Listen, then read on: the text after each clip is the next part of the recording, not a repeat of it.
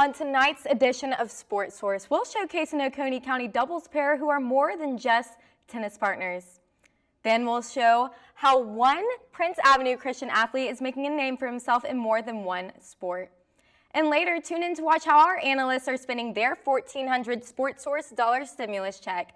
All this and more on Sportsource. This is Northeast Georgia's only local source for high school sports. From the Grady College at the University of Georgia, this is Grady Sportsource. Good evening, everyone. I'm your host, Southern Britt. I'll be joined later by analyst Georgia Chambers and Gabriel Cahayan. Welcome to Sportsource. Female athletes at this year's NCAA tournament took to social media to shed light on unequal treatment between them and their male counterparts. From meals to weight room equipment to gear, the women received less. This has sparked conversations about gender equity in sports both nationally and locally. For this week's roundtable, we have Georgia High School Association Executive Director Dr. Robin Hines with us, along with three local coaches: North Oconee softball coach Billy Dooley, Athens Academy girls and boys golf coach Brian Olson, and Athens Academy girls and boys tennis coach Jamie Cashin. Thank y'all for joining me today. Dr. Hines, let's start with you. What were your main takeaways from the recent disparities exposed at the NCAA tournament? Obviously an issue because it's like nobody realized there was any issues there. Coming up on the 50th anniversary of Title IX. So I guess the anniversary might mean a little bit more.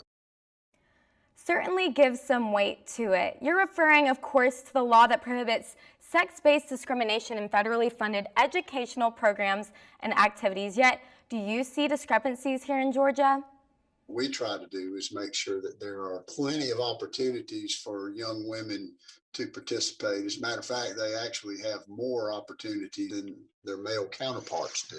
If there's a sport that is not offered or a female version of that sport, they can certainly participate with the boys. Sports have certainly come a long way in respect to this, but Coach Julie, I want to switch this over to you. You coach softball over at North Oconee. What were your thoughts in respect to your players when these discrepancies came to light? I just commented to her, I said, hopefully this changes before you get to school. Just hoping that, when our girls graduate and then also when they get into the real world, so to speak, that they have those same opportunities for doing the same work. Thanks, Coach. I'm sure your players appreciate your words. Now I want to hear from Coach Olson. Coaching both the girls and boys golf teams, what is your perspective on how we can locally combat gender inequality in sports? It's a little bit difficult talking about it from my perspective because I am a male and I know that I definitely benefit from my privilege. And so the issue here should be adding value to them and making sure that their voices are heard. And that I'm not minimizing these topics, but actually having discussions on these topics and trying to find my own biases and then being able to grow as a person and then be an example of that to the people that I'm around every day. Thank you for sharing that, Coach. It certainly seems like you're taking steps to empower your players. Now, Coach Cashin, you're the only female coach at the table. What is your perspective on gender-based discrepancies in sports locally? We do tend to spend a lot more money on our football players here, but they're also the teams that bring in the most money and that people are donating the most money to. So I don't know how to lessen the disparity. I think that it's just prevalent in our culture. I see. Well, how do you think we can encourage a culture of gender equality in sports moving forward? To just make it more normal. Because the more we have that kind of thing going on, the easier it'll be for other women. Thanks, Coach. Dr. Hines, is there anything you would like to add on what the GHSA is doing to ensure gender equality in the state? It's not about revenue, it's about opportunity. That's what we try to look at, to extend the classroom for all students, providing opportunities so that there are more young people, male and female, that take advantage of that. Thanks, Dr. Hines, and thank you, coaches, for your time. I enjoyed hearing each of your perspectives.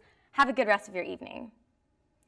We have come a long way for women in sports, but we still have a ways to go. We very much wanted to include more area female high school coaches in this discussion because we think that's a critical perspective to include. However, I asked 4 female coaches to join the roundtable and 2 declined, while 2 others did not respond. Given their reluctance to publicly discuss this issue, it's clear this is an important conversation for area coaches and athletic directors to be having.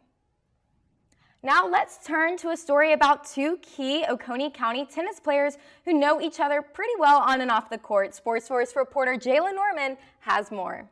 An Oconee County high school tennis duo has people seeing double, literally. Haley and Natalie Duffy play doubles on the court and are doubles off the court. As the region tennis tournament approaches, the identical twins are the only returning varsity members of the Oconee County girls tennis team. It's cool to say that we've been on the girls varsity team the longest and that we got on as freshmen. That's pretty cool too. Yeah. Head coach Derek Hahn says the Duffy twins are two of the team's key players. And they are our only two returning members of the varsity team. So we had all seniors last year and then the two freshman twins. The Warriors have the #1 seed for the upcoming region tournament, and the Duffys will each play vital roles. They've been really important for our team this year because they're the only two on our girls team that have had any varsity experience. Both girls have winning records this season. Haley is 7-3 in doubles while also holding a 2-2 record in singles. Natalie is 14-1 in doubles, with her most recent win being last Tuesday against North Oconee. The girls' tennis experience started back when their family lived in Doha, Qatar for 6 years. At the time, their father worked on Texas A&M's satellite campus. Tennis was one of the only activities that the then 5-year-old twins were able to do on the compound. I'm happy that we got the chance to grow up somewhere else because it kind of gives us a chance to see how it's different.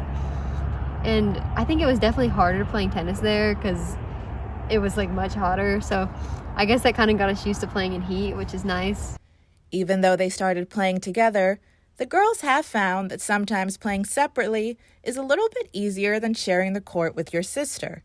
Like many sisters, they know how to be each other's best friends, but they also know how to push each other's buttons from time to time.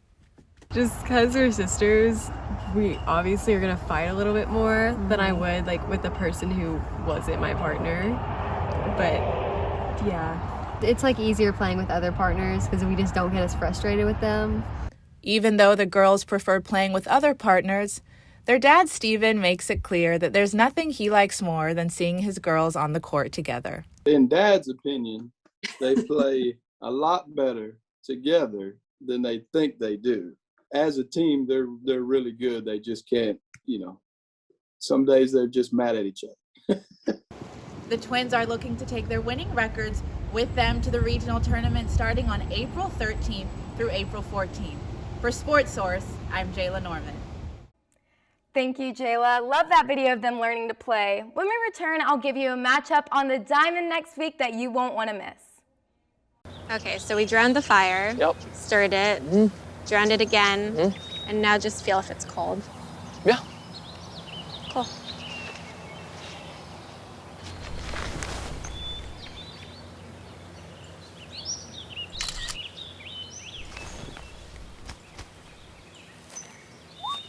Smokey just gave me a bear hug. I know. I already posted it. Take a look under your bed. Find stuff under there? What about jobs? No? Now try your closet. Still no jobs? Just more stuff? Well, you really have both. See, stuff is defined as household articles considered as a group. Sometimes this stuff is no longer needed. Wait, no longer needed? That can't be right. Because remember those jobs you were looking for? Those are really needed, and they're the stuff inside your stuff. Our job is to unlock those jobs, and it starts when you donate your stuff to your local Goodwill. Here's how we do it. When you donate to Goodwill, we sell your stuff to provide job training for people right here in your community. So just by teaming up with Goodwill, you help create jobs. And isn't that worth parting with the leftover keytar from your 80s cover band? Goodwill. Donate stuff, create jobs.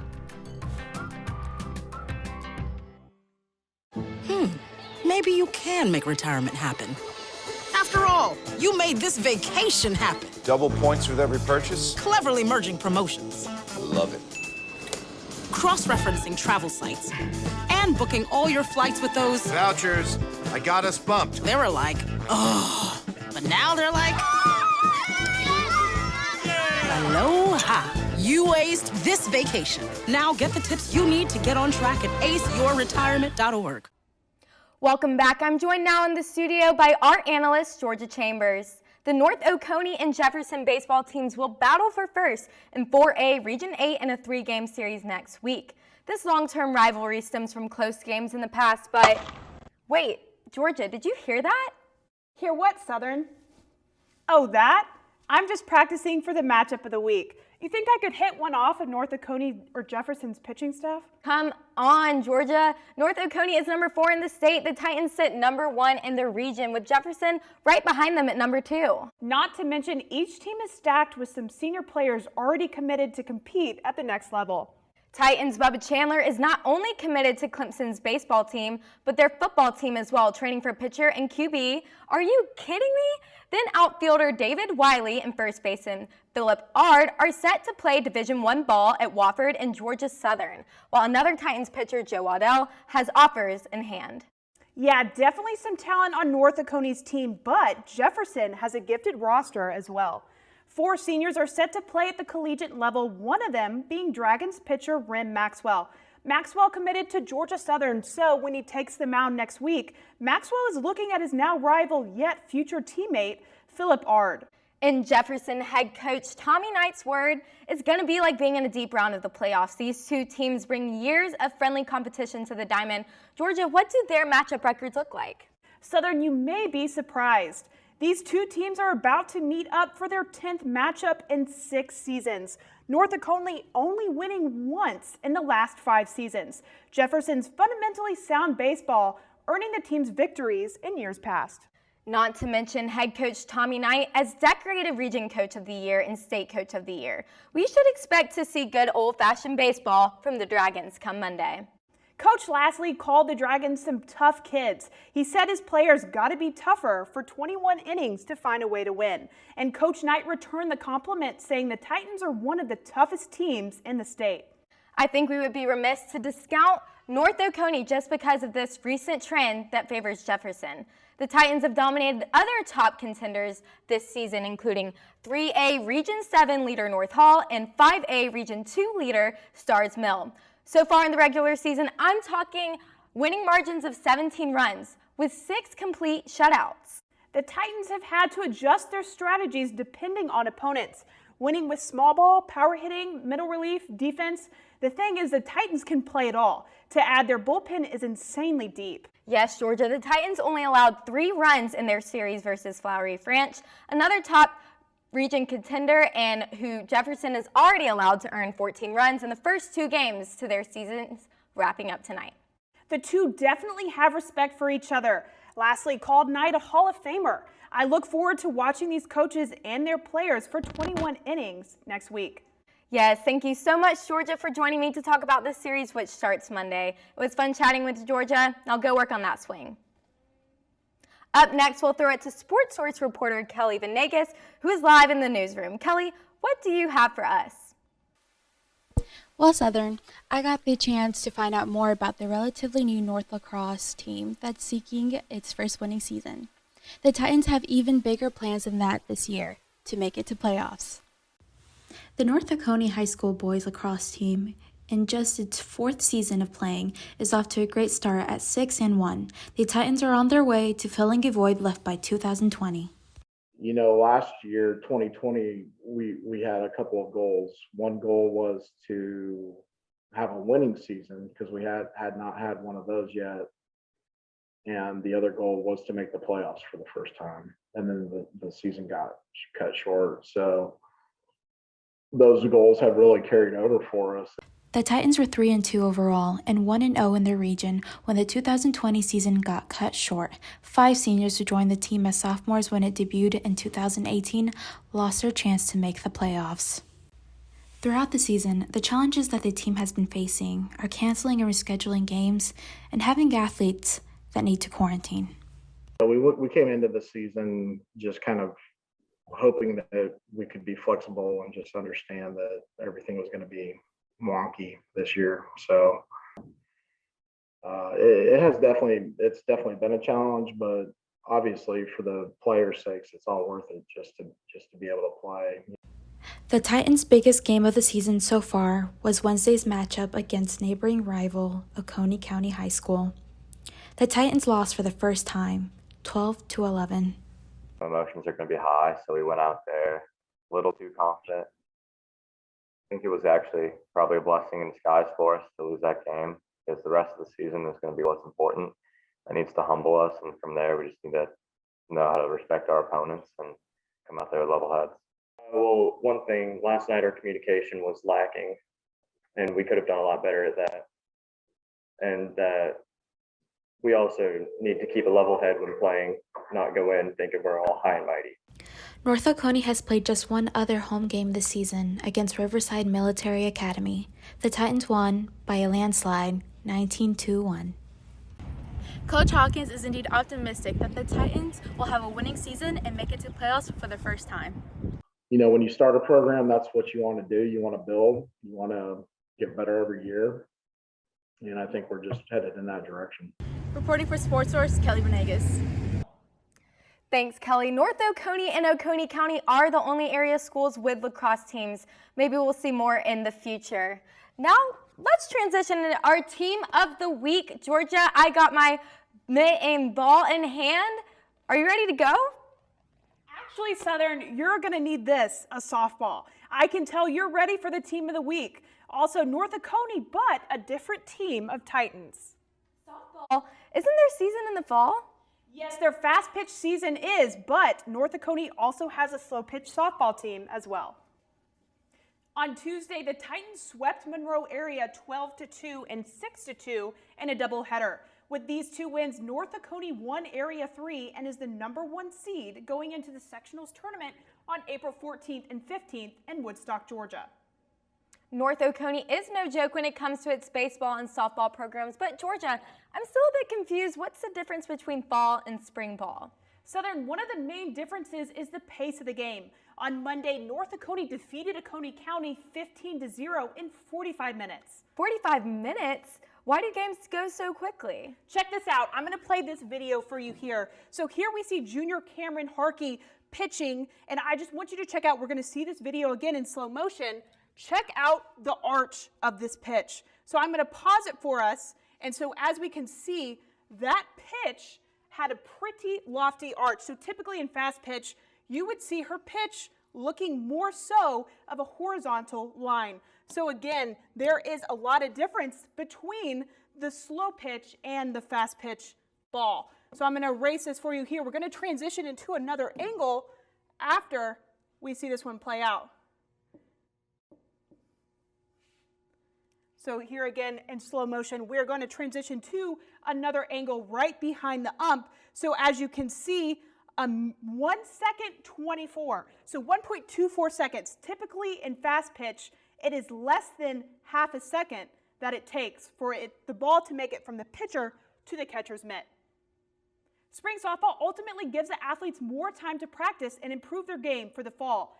All of the North Oconee fast pitch players are on the slow pitch team, except for those who play other sports.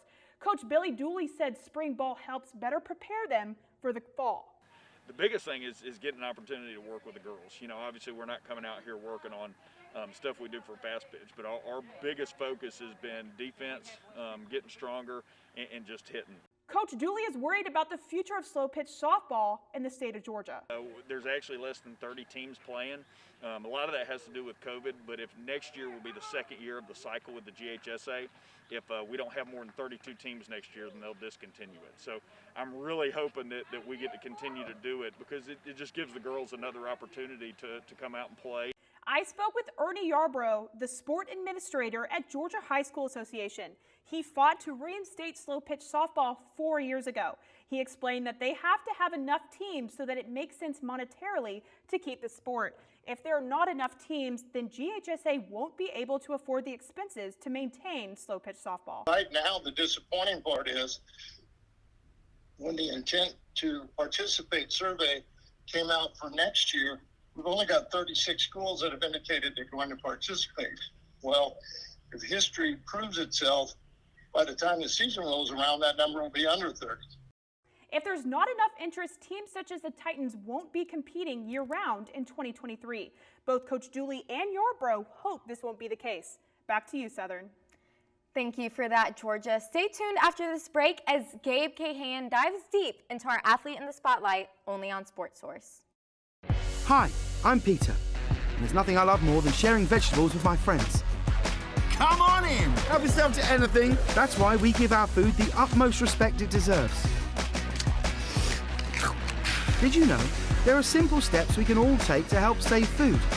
You can cook it, store it, even share it. Just don't waste it. Because when it comes to food, better ache than never. To learn more, visit savethefood.com. You think getting dumped by text is harsh? Try getting dumped by a tennis ball. My ex-owner drove me out to the woods, yelled fetch, and by the time I brought the ball back, he was gone. Yeah, I was pissed. But the folks at the shelter helped me let go of my anger. I learned coping skills, like taking it to the hole. Boom! Now I'm ready to fetch again. But how about I throw and you run and get it? For our next segment, our analyst Gabe Cahan found out more about a star dual sport athlete at Prince Avenue Christian. Gabe, who do you have for this week's Athlete in the Spotlight? Thanks, Southern. Prince Avenue star first baseman Jake Pittman holds it down in the dirt and in the grass. From the baseball diamond to the football field, he always finds a way to perform. Pittman this year has been a vital part in Prince Avenue's impressive start to the season. The Wolverines continuously find themselves in the win column with 13 wins on the season, and Pittman constantly finds himself on base. Heading into region play this season, Pittman boasts a .380 batting average along with 15 RBIs and 15 runs scored. When Pittman steps into the batter box, he excels at putting runs on the board for his team. How does he do that? His goal is to hammer the baseball. I just try to barrel up the baseball and hit it as hard as possible. And sometimes it's going to be an out, but if you barrel it up, good things are going to happen. Pittman has been playing baseball for Prince Avenue since he was in the 7th grade. In the 10th grade, his baseball coach convinced him to try out for the school's football team. He was a natural right away. This past season, Pittman was one of the team's key receivers. He had 497 yards and 4 touchdowns as the Wolverines won the private school's Single A championship. In that championship game, Pittman led the team in receiving yards and scored a touchdown to cap off the night. Football has so many intense pressure situations, and it just makes it so much easier when you're out here on the baseball field. Way more relaxed, and also the weight room has a big key with it. More power, just hitting the ball everywhere, all over the ballpark. Prince Avenue's head baseball coach Frank Veshaw told me that Pittman's impact is felt outside of the batter's box as well. Pittman is one of the team's best pitchers. This season, he has a 3-1 record, 3.25 ERA, along with 36 strikeouts. One of our top 3 pitchers. He's won a couple of games on the mound for us. He's a great defensive first baseman, and he's a well-balanced athlete as far as he can do everything. Pittman says he's focused on the main prize this season, a championship, which for him, of course, would be number 2. We just got to improve on our game and not stay steady the whole way, because if we're the same team now as we are at the end of the year, we didn't accomplish what we wanted to accomplish. Fun fact, Southern, but you might see him spit out his favorite barbecue sunflower seeds on the diamond. I don't know about you, but I prefer the ranch sunflower seeds. Which one do you agree with? Well, Gabe, I'd have to agree with you on this one. Ranch for the win, but nonetheless, thank you for our Athlete in the Spotlight with Jake Pittman. And now for our final segment of the day. Wait, what was that noise? Oh, that was just my $1,400 Sportsource dollar stimulus check hitting my bank account. Just in time for our Hit Me With a Stimmy package. For this segment, our 2 analysts, Gabe and Georgia, along with our producer, Zach Miles, will have $1,400 Sportsource dollars. They'll be placing bets on who they think will be performing best at the upcoming North Oconee Titans Greater Athens Properties Invitational 2021 on April 16th. North Oconee, Oconee County, and the Prince Avenue Christian Track and Field teams will all be competing. What's up, everyone? Let's get things started right away. For our first round of betting, who do you all think will be some short distance runners to look out for? Gabe, take it away. Thanks, Southern. After talking with head coach Zach Lonis, I have to go with the sophomore Wolverine of Prince Avenue, Josh Britt. He's electric in the 400-meter sprint with a school record time of 53.37 seconds and still has 2 years of high school left. He just wrapped up the basketball season too, where he's a member of the varsity team. With limited talent from two Oconee schools in the 400, I got to go big here and bet 800 Sportsource dollars on Josh Britt. Gabe's coming off high right from the jump, and Gabe, I must say that I like Josh's last name too. Georgia, who do you got in short distance? It might be hard to follow Gabe up, but I gotta go a little further south and pick the North Oconee Titans boys runner Chance Cross. The kid is an absolute star. He ran a 10.9 second 100-meter dash earlier this year, and he also competes in the 200-meter dash. If that 10.9 speed doesn't draw your attention, he's also a mainstay on the 4x400 meter relay team, which is ranked top 5 in the state 4A classification. Cross and this North Oconee squad are going to cruise to the finish line and be worth a $700 Sportsource dollar bet from my stimulus check. Southern, I don't think anyone can beat this guy. Right from the start, back-to-back big dollar bets. Zach, are you going to make it 3? Southern, I hate to break the streak, but I'm going to have to go with the dark horse pick. It's about time that we bring a warrior into the mix and spotlight Oconee County girls junior sprinter Addie Hicks.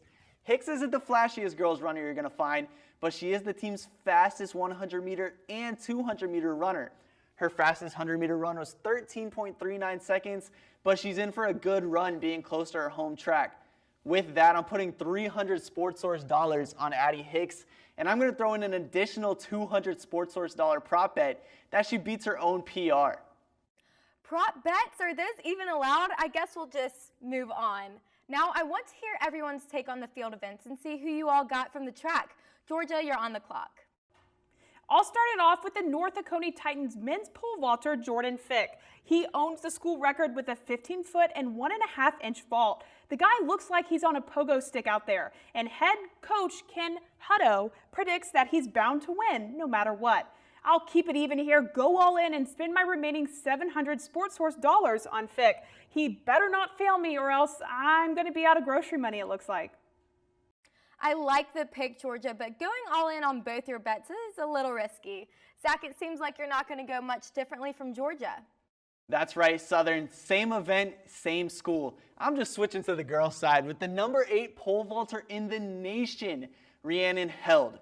Georgia said Fick is on a pogo stick. Psh, try a rocket for Held. Her PR is nearly 13 feet, and she's already signed her commitment to compete at Auburn University. No way anyone stops Held. For those reasons, step over LeVar Ball because I'm the big baller today, betting my remaining 900 Sportsource dollars on Held. Southern, try to beat that one. With all this money getting thrown around, anyone want to send some money my way? Gabe, what about you? Well, Southern, I might have some left over that I can send your way. My last bet of the day is on a pair of Oconee County Warrior seniors. Girls thrower Lula Haley launches more than 100 feet in the discus and more than 36 feet in the shot put. Her teammate, boys thrower Carson Stocklinski, has my bet too, in the shot put where he can throw more than 43 feet. Unlike these other two, I like to play it safe and keep some leftover cash. I'll put 200 Sportsource dollars of my own on these Warrior athletes. Southern, you and I can split my remaining 400. Gabe, you automatically win in my books. Way to save that money. For the last round, Tyler, our graphics producer, and I will bet our entire $1,400 stimulus check on an all-or-nothing team bet. I'll start us out and put my entire Sportsource stimmy on Prince Avenue Christian. You all didn't even mention Audrey Vandergriff running short distance, and oh yeah, she has a pretty famous older brother named Brock. The Wolverines have so much speed in the 100 and 200 meter races along with the 4x100 relay teams that I think they'll sweep the short distance event. Tyler, who's your pick? Southern, it's hard to go against the home team, which is why I have to go with North Oconee.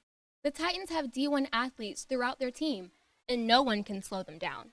They'll really take the team standings by storm if long-distance runner Davis Potts can run. He recently got into a bad car accident, but he might be good to go by the Invitational. He is the reigning 4A cross-country state champion and competes in the 1,600 and 3,200 meter races. If he can get healthy, the Invitational is theirs to lose. There you have it, everyone. Money has been spent and all bets have been placed. The April 16th Invitational will be the last tune-up event before these teams compete in region and state championships. Make sure to tune in to our show in 2 weeks to see if our predictions came true. And with that, that's all we have for tonight's Sportsource. Thank you for watching. I'm Southern Britt. For Georgia Chambers, Gabe Cahan, and everyone else on our team, have a wonderful weekend.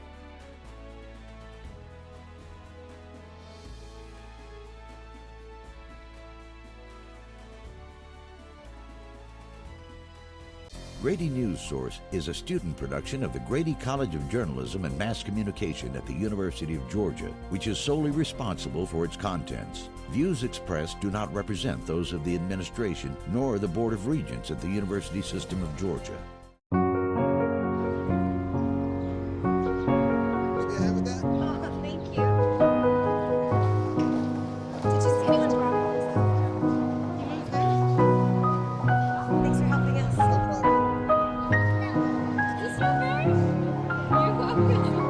We'd do anything for kids. Yet 1 in 6 children in the U.S. struggle with hunger. Help end childhood hunger near you. Learn how at feedingamerica.org.